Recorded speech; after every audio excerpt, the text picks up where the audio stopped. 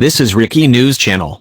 I'm James Menendez. Our top stories. A Florida woman's heartbroken family is grieving her death from COVID-19 just days after she gave birth to her daughter via emergency cesarean section.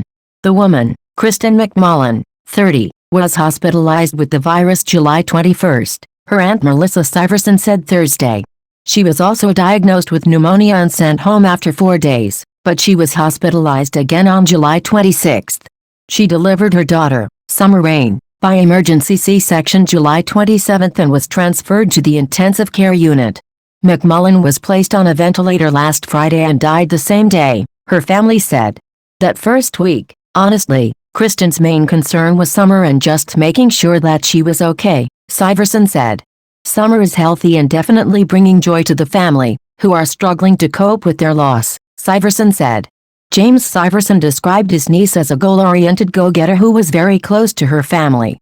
He said that being a mother was one of her goals and that she had hoped to raise a big family with her husband of 3 years, Keith. She never got sick, and we assumed like many people that this would just go away just as quickly as it came, he said. Because with a lot of younger people, she was only 30 years old, that she would breeze through it and be back taking charge of life. The Syversons declined to say whether McMullen had been vaccinated against COVID-19, but they said that regardless of pregnant women's vaccination status, other people need to be careful around them. We personally feel that whether a pregnant woman is or isn't vaccinated, or whether they wear a mask or don't wear a mask, we feel like they're at a huge risk potentially for it to be deadly for them or their baby, Melissa Syverson said. The Centers for Disease Control and Prevention urged pregnant women Wednesday to get vaccinated against COVID-19 as the Delta variant of the coronavirus continues to surge across the country. Only about 23% of pregnant women have received at least one dose of a vaccine, according to CDC data. James Syverson said the last time he and his wife saw McMullen was last month at her baby shower in Florida, where, he said, he hugged his niece and told her how proud he was of her.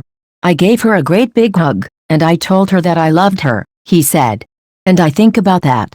I mean, I've been thinking about that almost non-stop and how so many people don't have the ability to tell their loved ones that they love them and how much they care, and I'm so thankful that I was able to do that.